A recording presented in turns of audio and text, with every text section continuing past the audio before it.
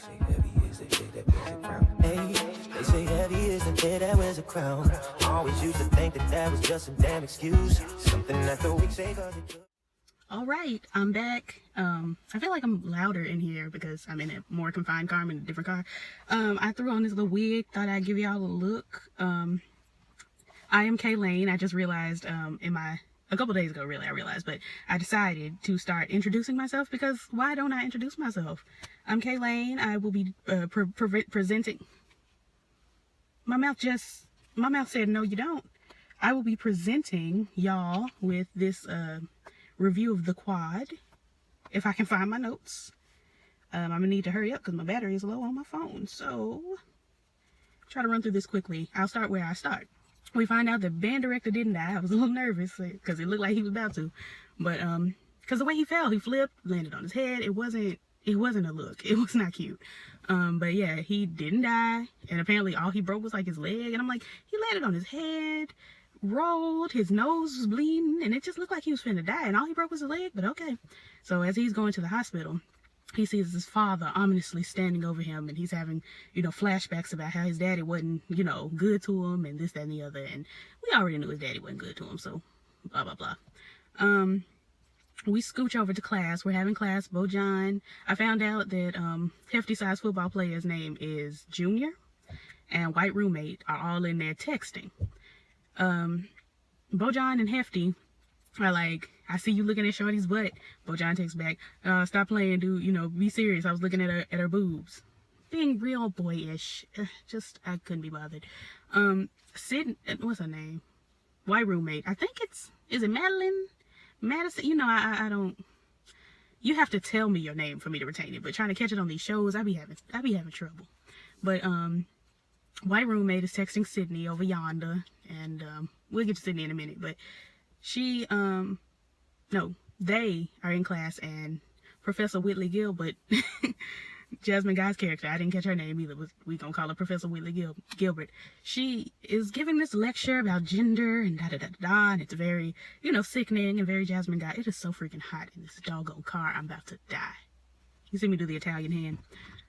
I don't have the keys. I'm gonna have to suffer through. But Whitley Gilbert is giving a lecture about gender, yada yada yada.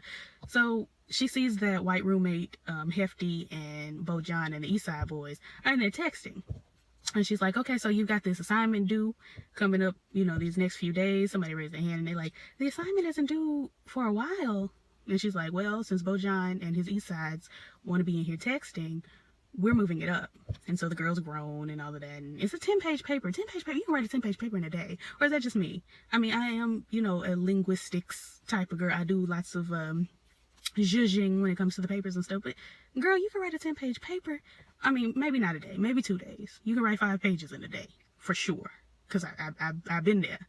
But they shook about it, yada yada yada. So they get in groups, and do I want to go to this? Yeah, I'm gonna scooch over to Tyee. BoJohn and East Side boy Hefty, they approached Tyee about a threesome. And this is where I'm gonna leave it right there. They approached Tyee about a threesome. We're gonna leave it. Hold it. Okay, so Eva's texting Sydney about, how much she loves her. And I have to admit that I gave Eva a slight side eye. I'm sure she loves her daughter. I mean, she's been a girl's mama for a good 18, 19 years now. I'm sure she loves her. But when she texts her, my mind immediately flashed back to the scene where she was on the phone with Derek, and is it Derek? I feel like it's not Derek, but I'm gonna call him Derek. Y'all let me know if it's Derek, her ex-husband. She's on the phone with him when Sydney was a little girl, and she's like, you wanted this baby. Yada yada. Oh, my sister texts me, hey Altalee, I'll text you in a minute. She's like, you wanted this baby, so come take care of this baby. So I'm in my mind, and I feel probably a lot like Sydney has felt all these years, you don't really love this girl. I mean, I'm sure she does, but when I saw the text, I was like, do you though? Let me see. Jason Pitts stops by the office, and he put together a donor group with deep pockets, for the school, and he's steady asking her to go to dinner, and he's like, you can take me to dinner, you can pay. And she says something along the lines of, you can come to dinner. And it's like he got what he wanted, and the whole little piece of conversation was just like, you just said what he just asked you to say. Like, anyway, I'm digging these little twists on the, because you know this was a curly wig that I straightened, and I didn't get it good on the ends, and it on these little corners here, and this little twist is turning out. That's not what you came for. Let me give you what you came for. Okay, so BoJohn and BoJohn and Hefty Junior, they asked Ty about a threesome. And remember last week, if you watched last week's video, I said, is this gonna turn into a threesome? And you know, metaphorically it did. Ty is in the room too, and they just all hanging out. And I'm like, is this gonna turn into a threesome? What are we doing here? Why are we all hanging out? You know that BoJohn likes you, but do you like him? Like, where are we going with this? So I'm predicting out here in these streets. But yeah, Taisha, I think it's Taisha. That still don't feel right in my spirit though, so I'm gonna keep calling her Tai. Tai, when they ask her, you know, they say we've got this project trying to see how people treat men versus how people treat women with these things. Was I tripping, or didn't Taisha say it just don't feel right? Didn't she say that she knew how they were going to treat her? They were going, you know, how they treat women. They treat women poorly, yada yada yada. Did she say something along those lines, or was I tripping? I may have been tripping because, again, I've been working like crazy. I haven't had much time off, and I had to watch 4 shows last night. So I may just be tripping, but I feel like she said something along those lines. So hold on to that. Chris Massey comes by the dorm to visit Cedric, and let me tell you, 10-year-old me was slain. I had the biggest crush on Chris Massey growing up. He was so cute to me. Chris Massey, if anybody watches Zoe 101, he played whatever the black kid's name was. I always knew him as Chris Massey because I loved Chris Massey. He's been in a couple things. His brother played Corey Baxter on That's So Raven and Corey in the House. I loved Chris Massey. Like, I was gonna marry Chris Massey, but he came on the quad, and he sounded like, I don't know if anybody out there is Kojic watching this, but he sounded like presiding Bishop Charles Edward Blake. Like, his voice was so soft and high, and I'm like, I don't remember Chris Massey sounding like this. I mean, he was still cute. He looked like a combination of like Lil Scrappy and somebody, I don't know, child. But I was like, oh my God, Chris Massey. Like, you see me kind of doing the blush thing. Yeah, I was excited about it. Apparently he found out who killed his sister, and he's persuading Cedric to kill this man. And my mama the whole time was like, okay, so why is he telling this boy to do? That's your sister, kill him. And I agree. Like, if somebody did something to my sister, I would probably want to do that myself. I wouldn't come down and, you know, from Chicago to Atlanta and give this college boy a gun and just be like, you know, he killed my sister, so go kill him. But that's what was happening. And I kept telling my mom, I kept explaining it away to my mom, but now that I think about it, it's like, why would he? But I kept telling my mom while she was saying, why would you not kill the person who killed your sister? I kept saying, because Cedric has to have a tumultuous storyline. So I'm gonna keep telling that to myself. Cedric has to have some kind of drama, you know, going on in his life, you know, because we gotta watch the show and something's gotta be happening. But it was on my nerves that, you know, this Chris Massey, because I don't know what his name was on the show, but he came in, you know, starting beef, basically. Well, not starting beef, coming to end it, but it was on my nerves. Let's see.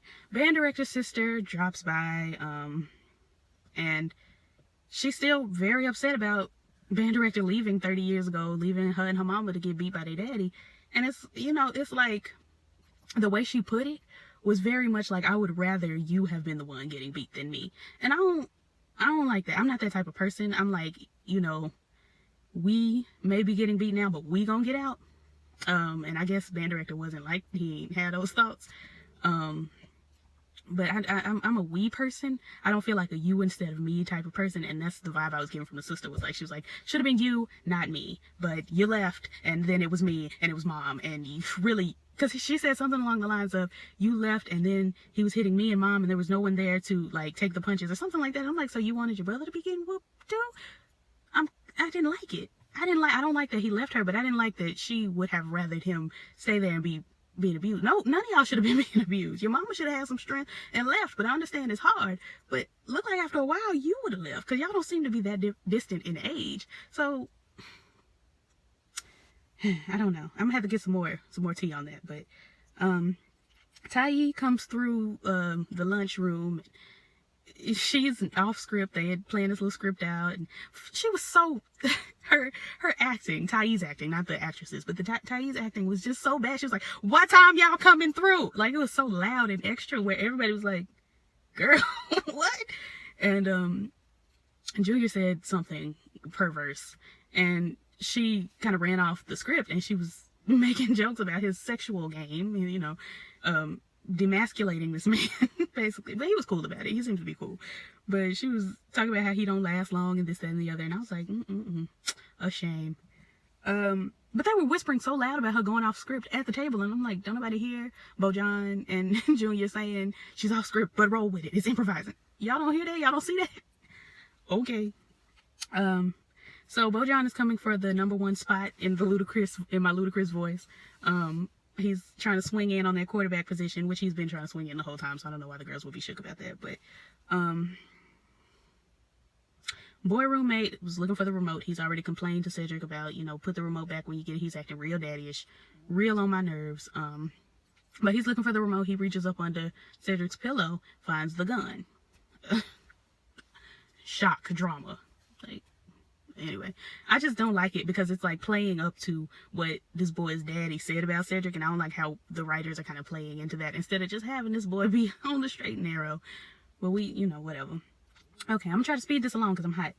Assistant asked Eva, what's her name? Is it Crystal? I feel like it was Crystal. Assistant asked Eva if she has this meeting, do you want me to take notes? He was like, no, it's a private meeting, it's okay, you know, I'm cool. And she's like, not to be shady, but you don't have your head in the game and you be missing a lot, so I could just take some notes. It's all good. So they get to the meeting, and it's the sexual assault girls that I don't really care for because they really trying to bully Sydney into being the face of rape, and it's like, why would you want your face to be that? But they get in there and they're talking to Dr. Eva Fletcher, and we come to find out that one of the sexual assault girls is claiming to have been raped. And I'm saying claiming, but I just believe it. I just do.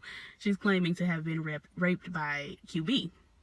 She shook all up about it and, you know, all of that. And Eva obviously is pissed and believes her and all of that.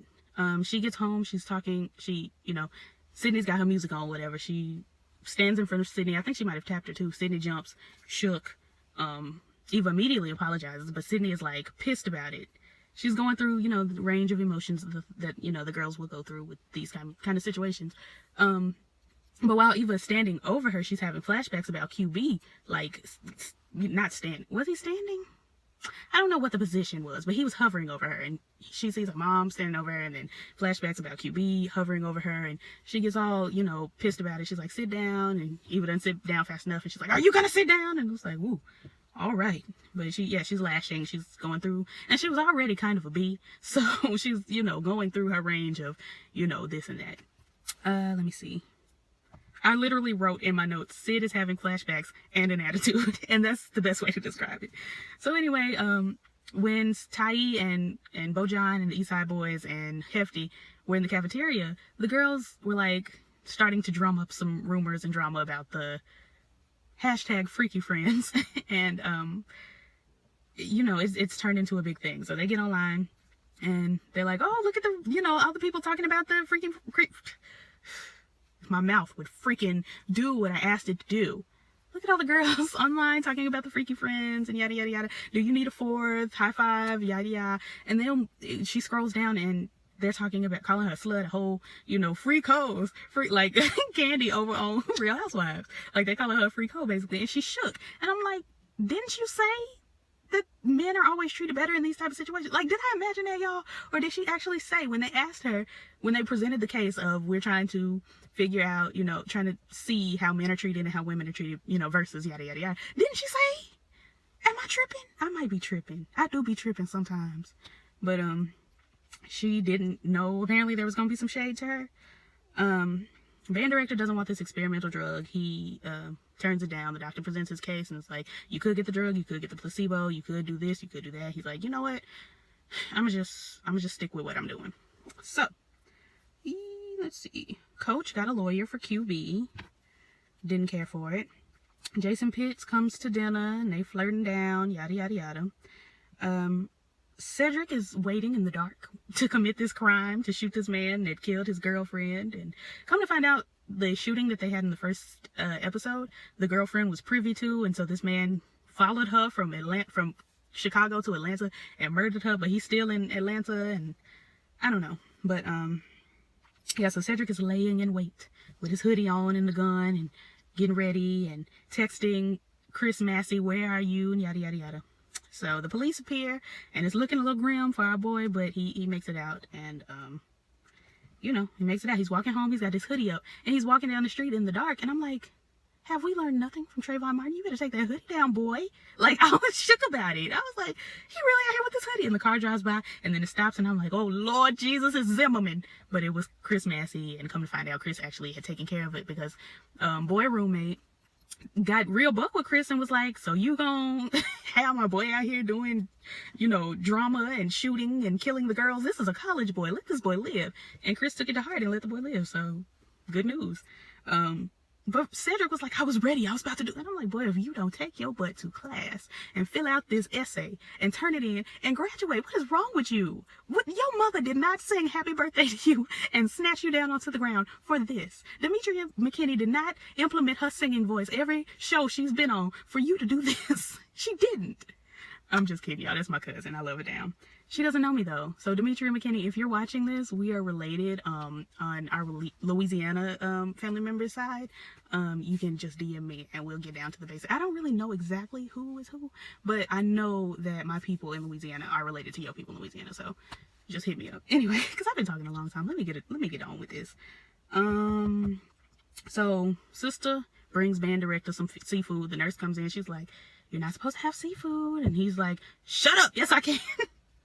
And then she's like, why can't you have seafood? And he's like, this drug I'm taking, it's for my kidneys, I guess. I don't know. And she's like, okay, so you gonna lie to me? That's cool. And then he's like, okay, I got lung cancer. And she was shook. And I'm like, he been trying to call you and tell you for how long now? And now you shook? You want to be in his life? And you just like your niggas to be dying, huh? You like when your daddy got sick, you came through. When your brother got sick, you come through. You just want your niggas to be dying. Is your husband dead? Are you a widow? How many ex-dead husbands do you... Like, I didn't care for it. She got on my nerves. Like, I went off for a minute there. But, he was pussyfooting around telling her, but he eventually told her he had cancer and now they best friends or something like that. What else? And another thing, because I turned to my mama in this moment, and I'm like, he's in the hospital. Is he not in the cancer ward? They have certain, you know, there are places in hospitals for whatever you got. If you having a baby, they got you in the maternity ward. If you having cancer, they got you in the cancer ward. If this is an emergency, they have you in the emergency room. I'm trying to figure out where's Cecil's room. Is it not in the cancer ward? We just shook because he got cancer because they got him in the maternity ward with his cancer. If you got cancer, if they're trying to sign you up for the placebo and the drug and the yada yada, they got you in the cancer ward. Why is she confused? What is logistics? We not gonna do logistics today. I told y'all on the Empire review, we just not gonna do logistics on this day. But think about that. Wouldn't he be in the cancer ward? Anyway, so the big to-do is, did Cedric do it or did he not? And I've already, you know, spilled the tea that he didn't do it. Chris Massey rolls up and he's like, you know, dude, you know, better place, better opportunity. I capped him. And yeah, that's basically what happened on the quad. So thanks for watching. Like, comment, and subscribe, and whatever the YouTubers say. Hit me up on Snapchat, Kaylane. Hit me up on Instagram, Elusive Father. Kayla La Abuela on Facebook. Elusive Father on Twitter. Kill-Kayla on Tumblr. Just hit me. Just holler at me. You know, I'm out here in these streets. I don't know. This hair and this hat make me act a fool. So anyway, I'm gonna go. I may try to do one more if my battery will allow me. But peace.